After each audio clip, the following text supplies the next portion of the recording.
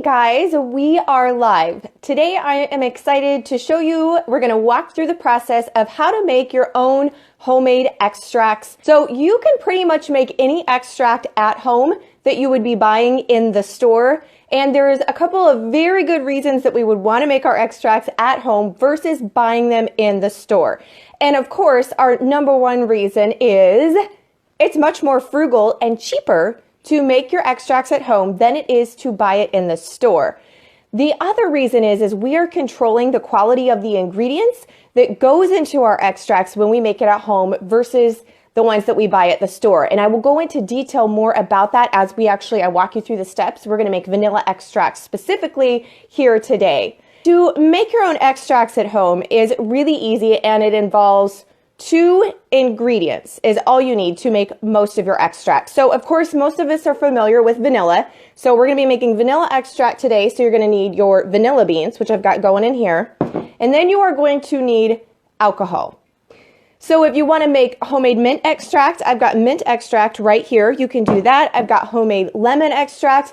All of those extracts that we purchase in the store, we can just make at home so much cheaper, y'all, which I love. Some of the benefits of making our extracts at home is this is going to be especially true if you have some type of food sensitivity or allergy. A lot of the alcohols, most of the time that a lot of the extracts are made with at the store are going to be made from vodka. And that's because vodka is clear, and for the most part, vodka is flavorless. But most of your vodka alcohols are made from grain. So if you have any kind of grain sensitivities, you might not want to use vodka. And if it's not organic or you don't know where it's sourced from, which a lot of times it's hard to kind of track that down with our alcohols, if it's made from grain that contains corn, then we know that most of our corn products, especially in the United States, are genetically modified.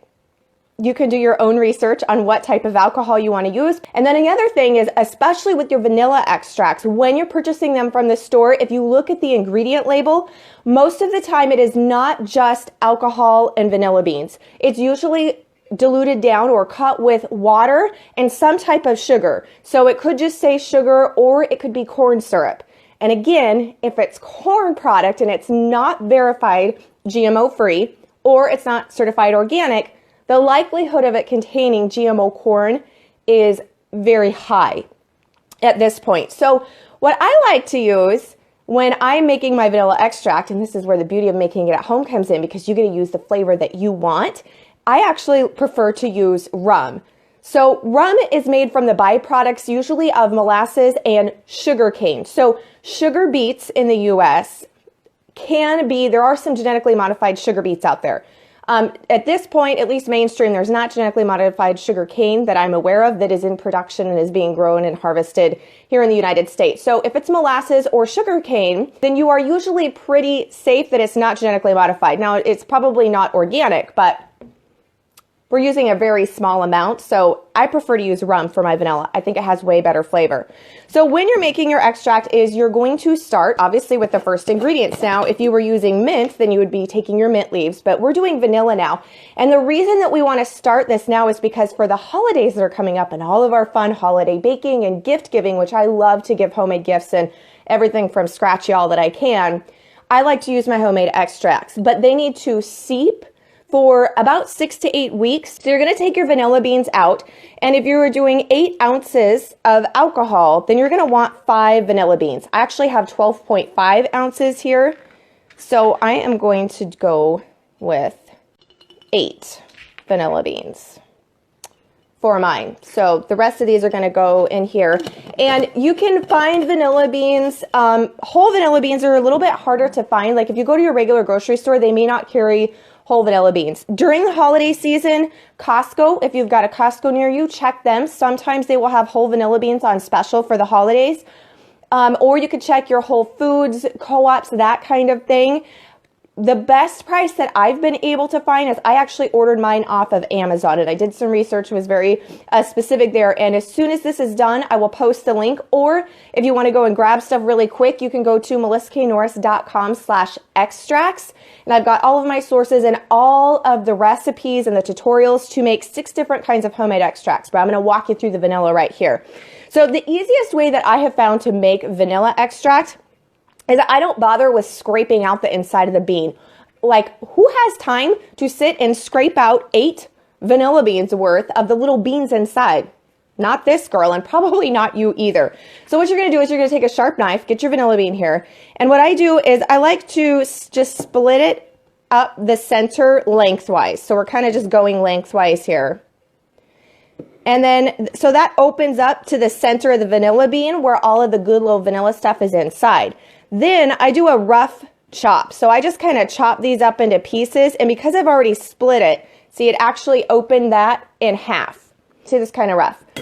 Then we're just going to put this into our clean mason jar. I like to use wide mouths just because I think they're easier when you're stuffing stuff inside them, but any clean jar will work as long as it's big enough to hold the amount of liquid that we're pouring in.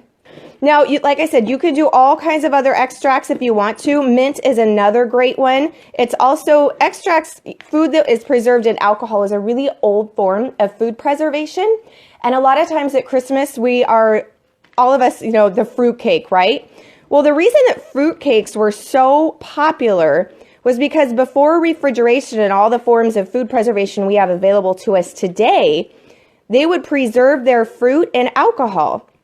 And so that way they would be able to have it. And when it came baking time or the Christmas time, they were very careful with their fruit and they had it preserved in the alcohol and they could then bake it up. And that's where fruitcake was born. So if you were ever wondering, that's how that one came into be. So alcohol is a great way to use for home food preservation. Now, I know, in fact, I have to tell you guys a story. I went to the grocery store yesterday on my lunch break and I went and bought the alcohol and I'm like, I just have to give you this forewarning that this is just for extract because I felt really weird in the middle of the day on my lunch break. I had my pharmacy shirt on and everything, going in and buying a bottle of rum.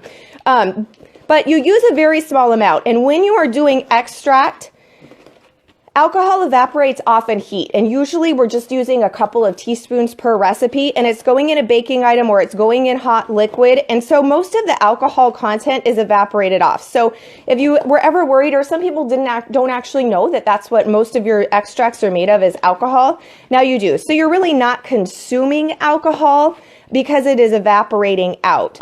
So when you get your beans done, your fingers will get dirty. And I don't know if you can see that, but there are little bits of the inside of the bean. They're like little grains, and that's the vanilla, and that's what we want to infuse. It's what we want to extract out because that's where all that luscious vanilla flavor is. So we have got these all sliced and chopped. So they're just going to go right here in the jar.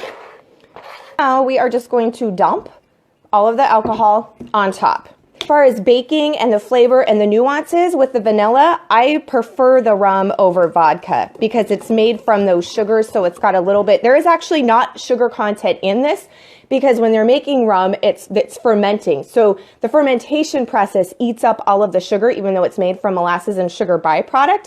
So there's not actually sugar in this, even though it's made from that, which is kind of weird. But it does have a little bit of a sweeter, which when we're baking, we like flavor, but you're not adding sugar content to it. So now what we do is we need to put a lid on this. So I am just going to put a canning lid on there with a band. And then we're going to shake it. So we're going to shake this up because what we want to do is we want all, and now you can see in there's little floaty, the little brown bits of the vanilla that we exposed when we cut it open. We want that to infuse into this liquid. So every couple of days, you're going to shake this up because it'll tend to settle down at the bottom. And then 6 to 8 weeks. And you want to store it in a darker cupboard. We don't want it in light. Light degrades things. You don't want it in a high heat area. So just in a kitchen cupboard somewhere, preferably a cupboard where you will remember to shake it every now and then. And then you're just going to let it seep. Like I said, about 6 to 8 weeks, you will get a stronger flavor, more vanilla flavor the longer that you let it seep. And what you do is you will just strain it out, and then you will have extract. And I love these little flip top jars, and I've got links to those when we are done that I will put up. They are my favorite for making extracts. You can also leave it in the mason jar. This was a little tiny bit of dregs that I had left of my vanilla, and it will darken up quite a bit. So you will see it get dark. But one of the great things, if you have never had homemade vanilla extract before, or you have never been given it or tried it, is the flavor is a lot more intense. So therefore, I usually end up using less of my homemade vanilla extract in comparison to when I have been using store-bought. So that's a great thing, because if we can use less and get the same or actually better amount of quality and flavor of something, then it's saving us money. So we could talk cost a little bit. So per ounce, because I always like to know what things cost me.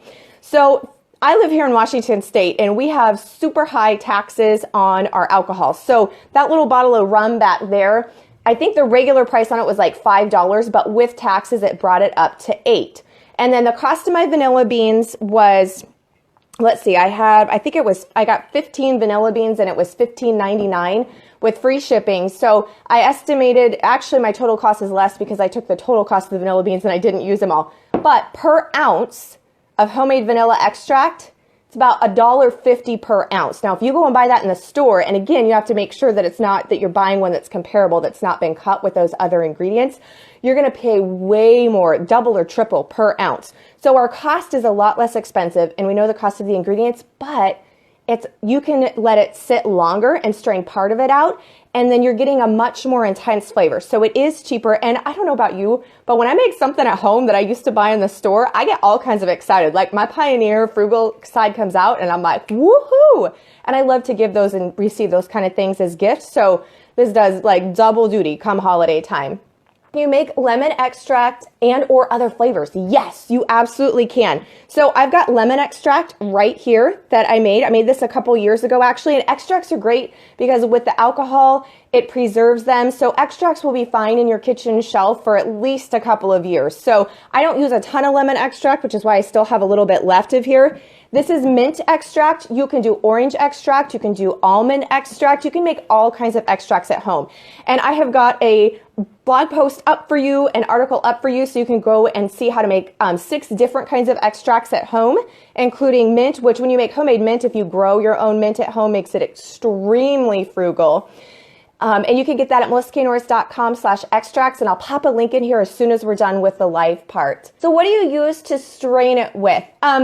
I use, a lot of times I've got like a really fine mesh strainer, or I will just use a coffee filter. And I'll just put a coffee filter inside a colander and then put my little measuring bowl underneath or whatever I'm straining it into, and I'll strain it through that. Now, with the vanilla extract, I actually don't mind if some of the little pieces of the bean, the little tiny, it's almost like a grain. Like it's really, really, really fine, like a ground flour fineness. They're like little tiny coffee ground size, but smaller than fine ground coffee almost is the vanilla that comes out. If that comes through into the extract, that is just like full-on vanilla bean. So a lot of times you'll see chefs and bakers will actually use vanilla bean paste. So I don't mind if some of that vanilla bean is in my extract because you don't taste it. It's not a texture issue. And I think it gives it a little bit more of a robust vanilla flavor. So I don't mind if that part strains through. So I'll usually just use the fine wire mesh strainer when I'm straining my vanilla. But when I'm doing things like the mint extract, where I don't want the mint leaves because those could degrade over time in the final product, then I will go ahead and use that coffee filter. Or you could use a couple layers of cheesecloth, anything like that that would let it strain through, that would just let the liquid through, you could totally use. One of the tips if you want to do mint extract is you want to harvest your mint obviously before the frosts come and kill it off, and you want to get it.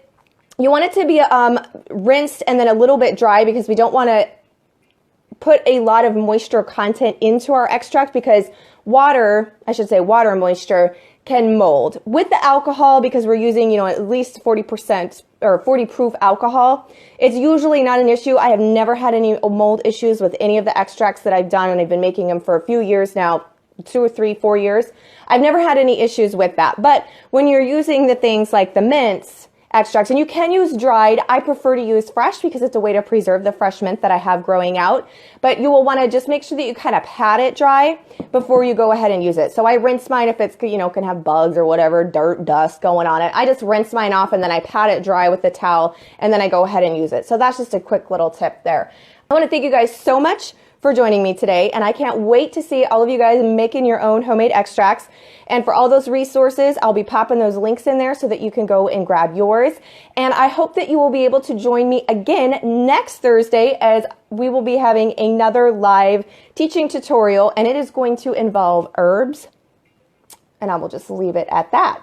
So thank you guys so much. Have a wonderful day, and I will be back on here live with you next week.